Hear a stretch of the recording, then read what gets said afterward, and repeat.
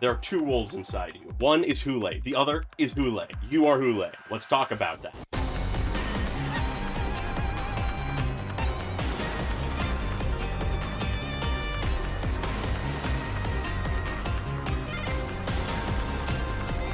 What's up? Welcome back to the channel, or for the first time if you're new. I'm Sylvan, and this is new to me. I'm doing something different. But that is because I wanted to talk about Hoolay, the cool immortal werewolf that we all love, the antagonist of Honkai Star Rail 2.4 and 5. The reason I wanted to talk about him is because he is this really sort of surprisingly interesting and complex villain in a lot of ways. Looking at him just on the surface, he doesn't seem all that crazy, he doesn't seem all that interesting. He's just this big, intimidating werewolf dude who was stuck in a prison for a long time. But when you sort of dig into some of the stuff about him, things get a bit more interesting. And really, the point where things got very interesting to me was when we get into the entire mindscape debate and fight between Hoolay and Fayshaft. But first, I'd like to give some basic info on Hoolay, just in case you don't know who he is, or even what a Star Rail is in the first place. So, Hoolay, like I said, giant fucking immortal werewolf. Pretty cool design. I like him quite a bit. I like how incorporated into his design is all these broken blades stabbed into his back, and he has this muzzle and all that kind of thing,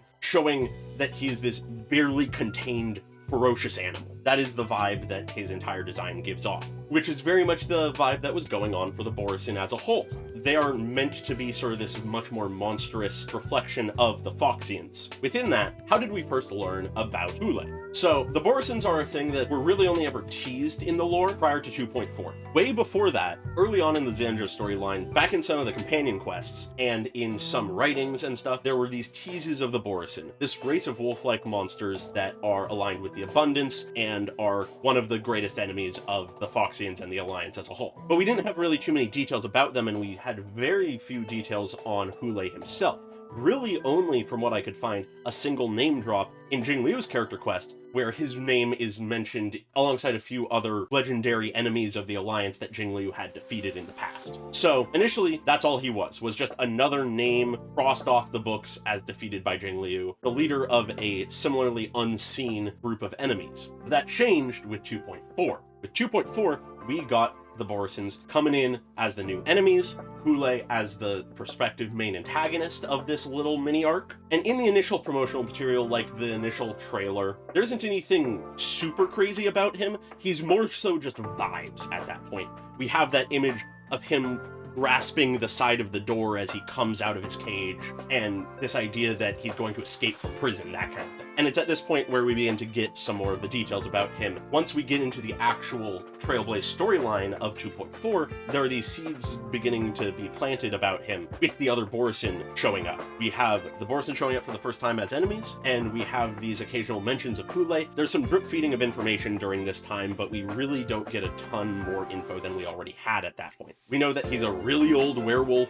the warhead of the entire Borisin species, and he's been in prison for several hundred years since being defeated by Jingliu. And it's in this, once you get into the Shackling prison, that you can actually find some written works that talk about the nature of his original defeat, and how his defeat and imprisonment were actually the basis of the Alliance and the Foxians coming together into one joint force under the Hunt. But all of this is just sort of backdressing to set up his initial appearance. Throughout the story, we're beginning to get this idea that the Borisin are here doing their whole scheme of disguising themselves as Foxians and stuff, infiltrating the Zenjo for the sake of freeing their old warhead, as it seems the Borisin have been in utter chaos ever since his disappearance and defeat. So clearly, Hoolay means a lot to the entire Borisin species, because without him, they haven't been able to be the organized front that they were under his leadership.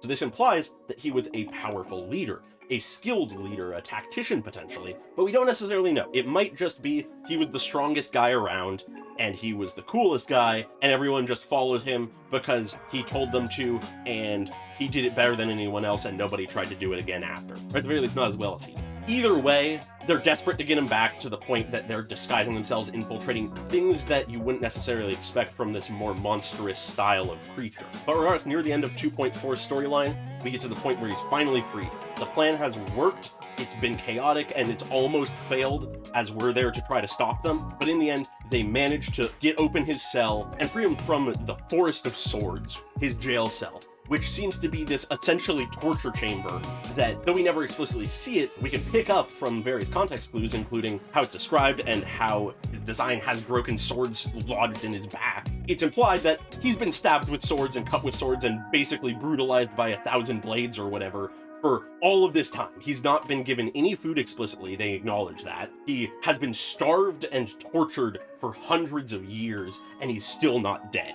Nobody can understand why he's alive, to the point that actually various Foxians attempt to use his blood to find a cure to moon rage, because that is something that has been afflicting the entire Foxian species for their entire existence.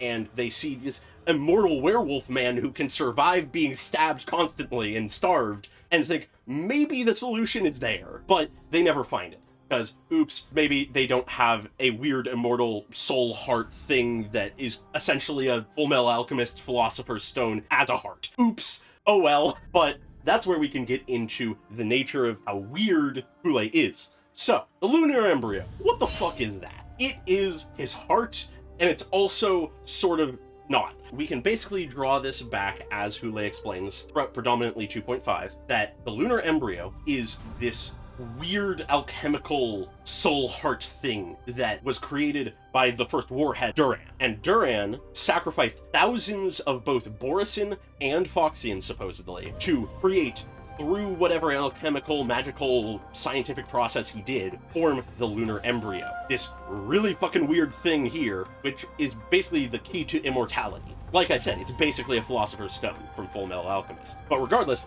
it basically became Duran's heart, and as he served as Warhead, he was this effectively immortal being that could not die, which enabled him to be so much more powerful and dangerous.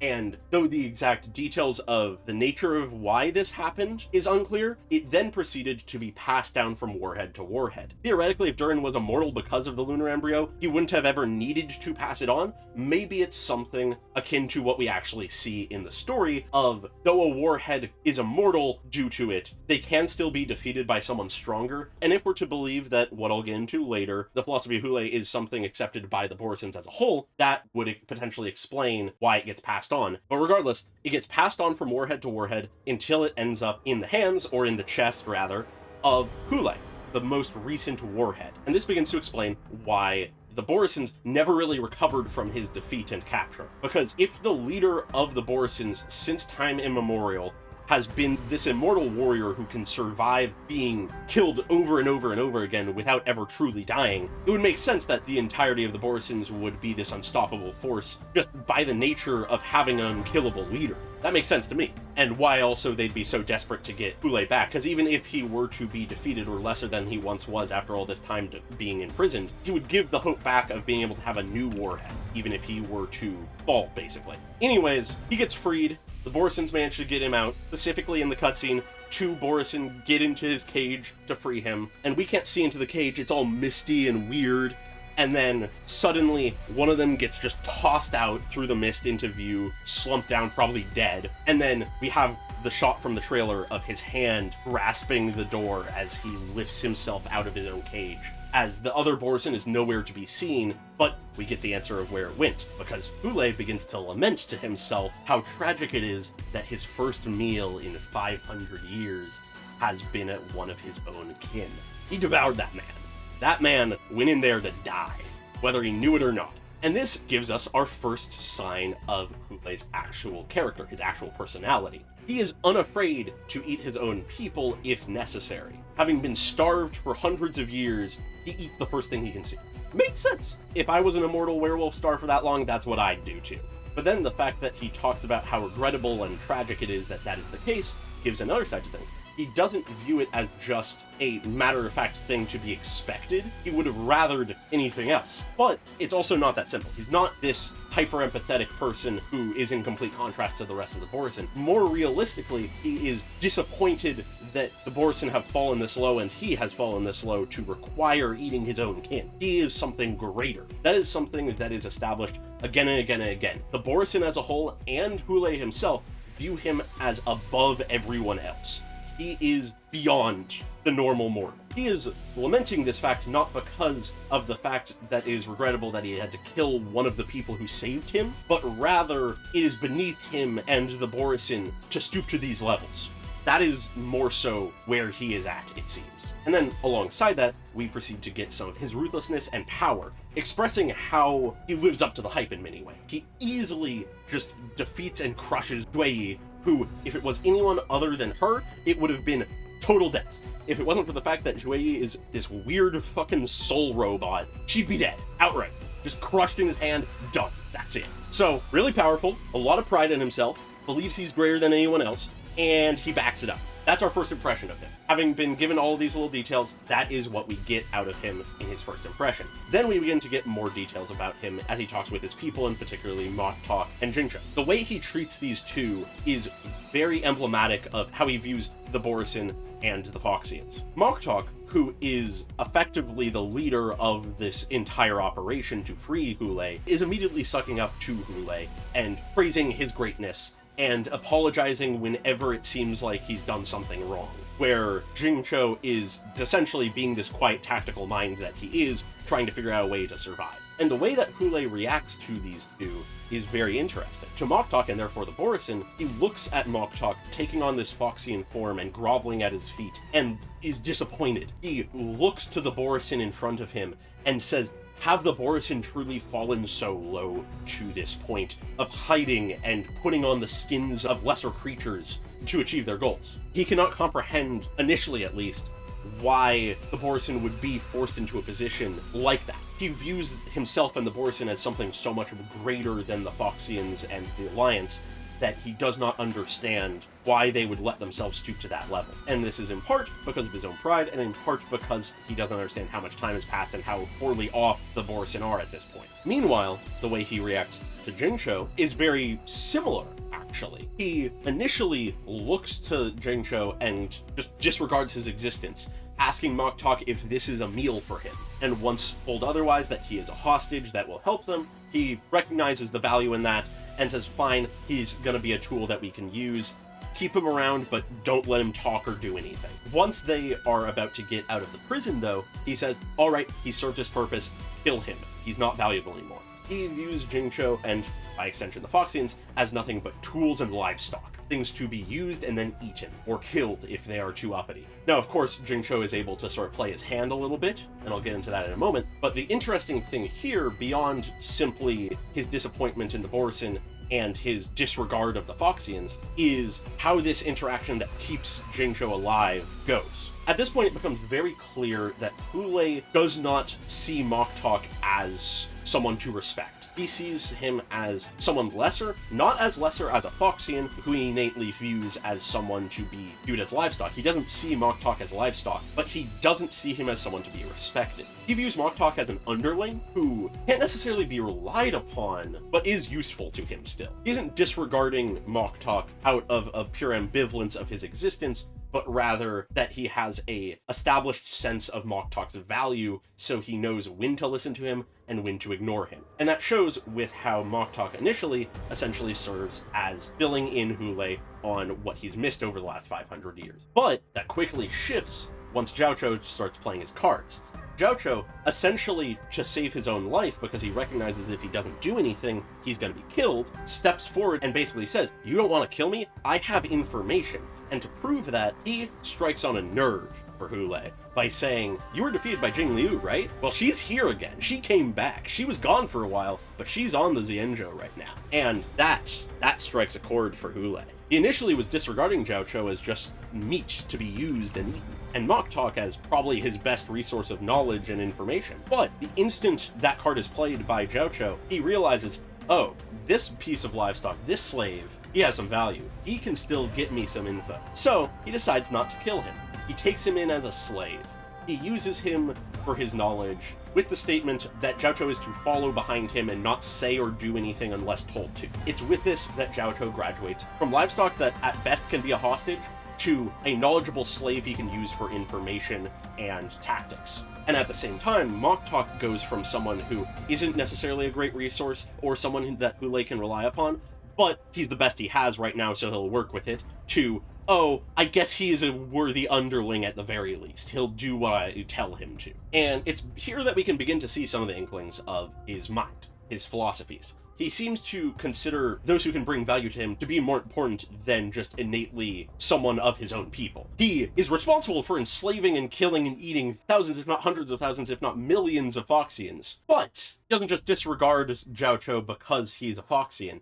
He disregards Zhao Cho because he sees him as weak. And that changes once Zhao Cho starts talking. And once they escape the shackling prison, Hoolay continues to use Zhao Cho as a resource, as an informant. He doesn't respect Zhao Cho, but he's the best informant he has, so he uses him. And that's the other thing here, is with this we see that Hoolay is not just the unstoppable wrath of a monster that has been caged and is seeking freedom, but he is also this intelligent being who is willing and capable to act ruthlessly and tactically in ways that benefit him. He is not any simple beast, but he is a warhead, he is a tactician, he is a leader of a people who can recognize the value in certain individuals and use them accordingly in the most ruthless way possible.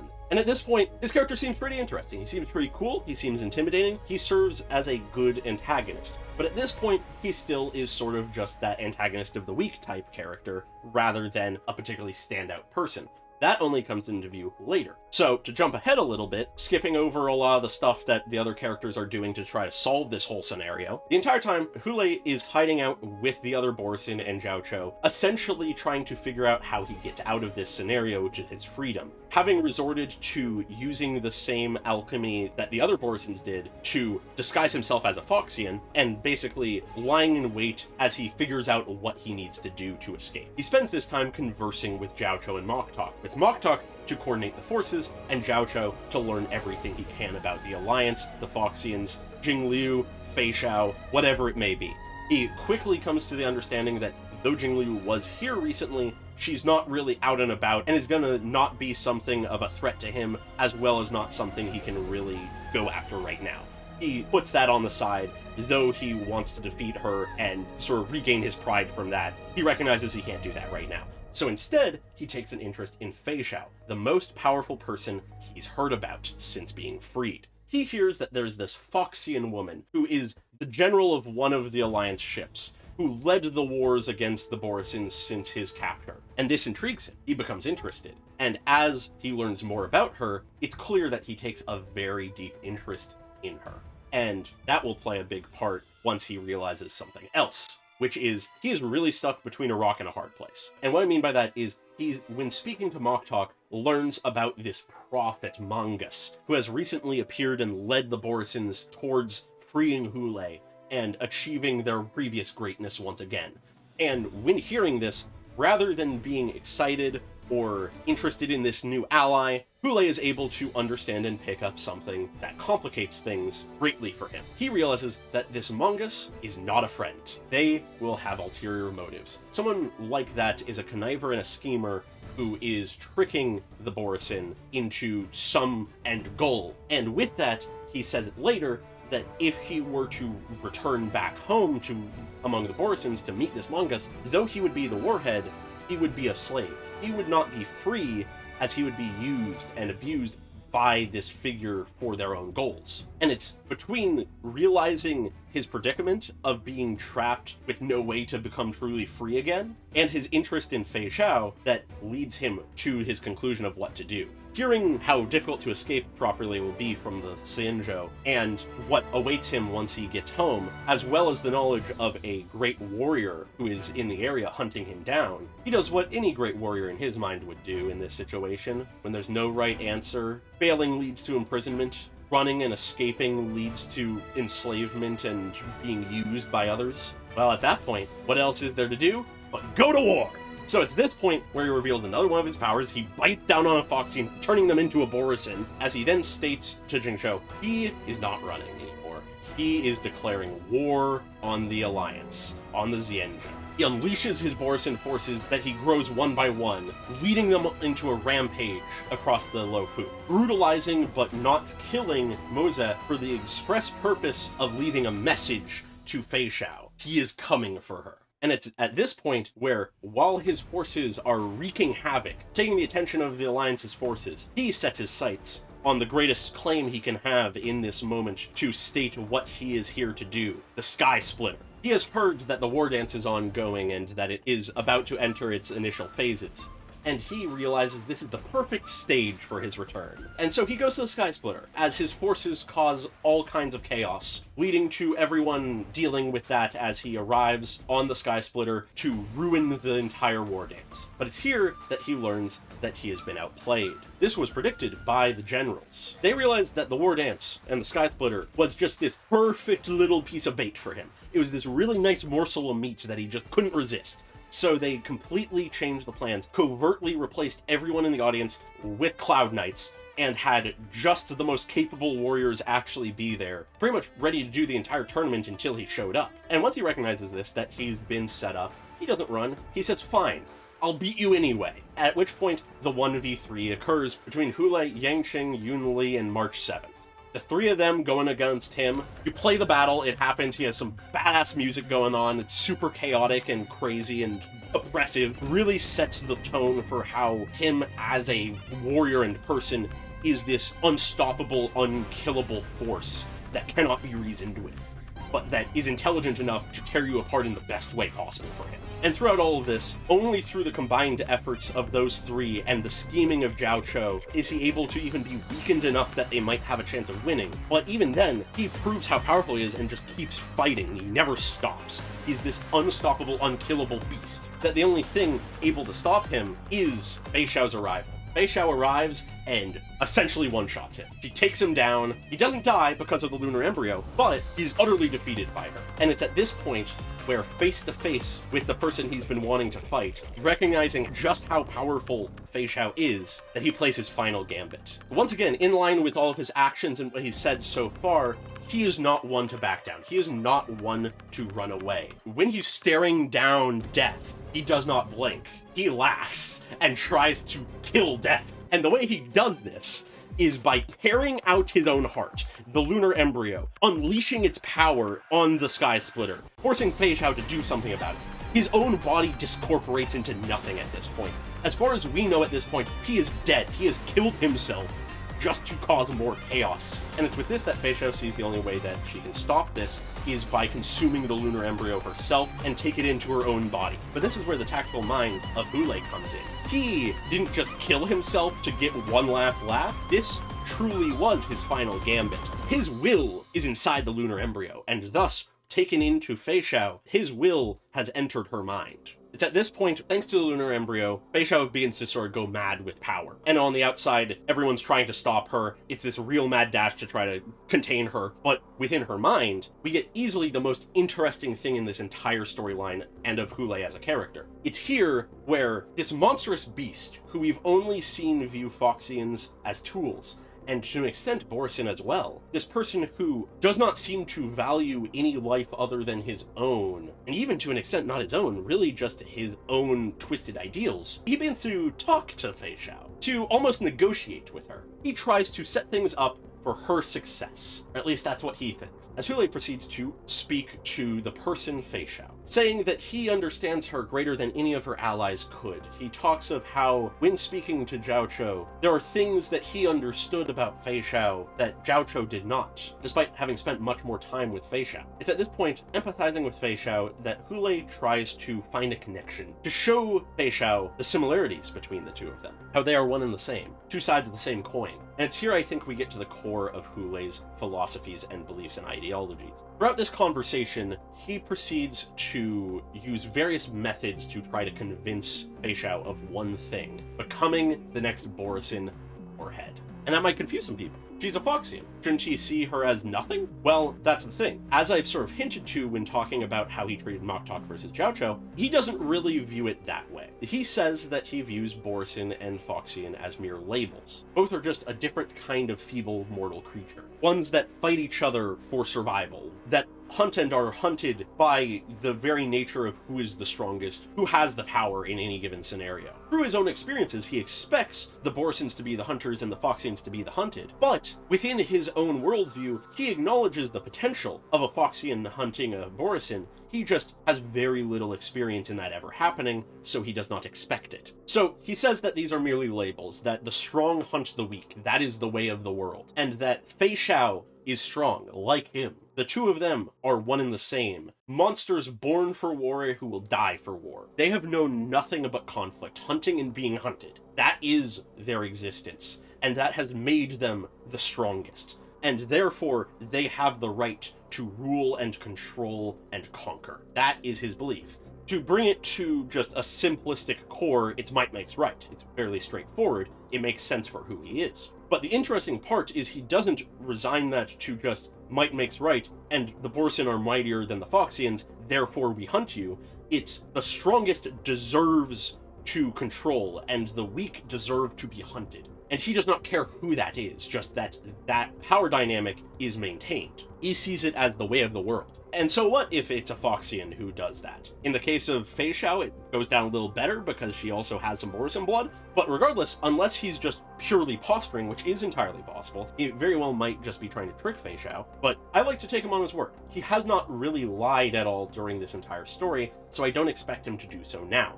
I weirdly trust his words. I don't believe them, but I trust them. But anyway, he tries to convince Fei Xiao that they are one and the same. Born for war and will die for war. And so as Hoolay tries to convince Fei Xiao of this in a few different ways, Fei Xiao is consistently trying to push back against it, saying that's not the case, you're just playing on my fears, I'd never betray the Alliance, I'd never become the Warhead. But with all of this, Hoolay never backs down. He even acknowledges that he does not care about the fate of the Borisin or the Alliance. He just cares that Fei Xiao takes on the Warhead title and does with that what she will as the most powerful. He specifically says that if she takes on the title of Warhead and embraces the Lunar Embryo's power, that she will have the right to destroy the Borisin, subjugate them, or leave them alone. She could do the same to the Alliance. He does not care about either. Anything that she does is within her right as the most powerful person in the room. At which point it becomes the question, what is he actually trying to convince her of? If Hoolay wants her to become the Warhead, it initially sounds like he's saying that he wants Fei Xiao to take control of the Borisin and lead them to greatness. But he then says otherwise. He says that that isn't the case. He doesn't care what she does, just that she takes on the power and embraces it, and uses it as she wills, disregarding what anyone does to try to stop her. And it's at this point where it becomes clear that he's not trying to sell her on what to do specifically, but on his ideology. He's trying to convince Fei Xiao to take on his might makes right philosophy. He does not care what happens to anyone or anything once he's gone, because he was defeated by the strongest, so they deserve to do what they will. He does not care about the fate of the Borisin, he does not care about the fate of the Alliance, he might have some gripes against people like Jing Liu that he'd love to deal with, but oh well, he was defeated by the strongest, so he does not deserve to do anything against her. That is what he believes. But at the same time, he isn't willing to accept someone who is more powerful than him, who doesn't believe the same things he does. He is okay if Fei Xiao goes on to just conquer everything, or leave everything alone and just be a normal person, as long as she lives her life knowing, I am the strongest, no one else is above me, therefore I can do whatever I want. It is the freedom of power, and the belief in that power that is so important to Hoolay. And he can tell that Fei Xiao does not currently believe in that power, but he recognizes that she could, or at least he believes that she can. He sees Fei Xiao as someone powerful and born from a similar circumstance as him. Probably not innately so, because one was born into a slave race and then the other one was the oppressors, but regardless, he views them as the same in many ways and sees that she is powerful. So at this point it becomes a battle of ideologies. Hoolay is offering up this might makes right ideal that Fei Xiao deserves and has to do whatever she wants with this power. She must free herself from any constraint. Where Fei Xiao sees everything a bit differently.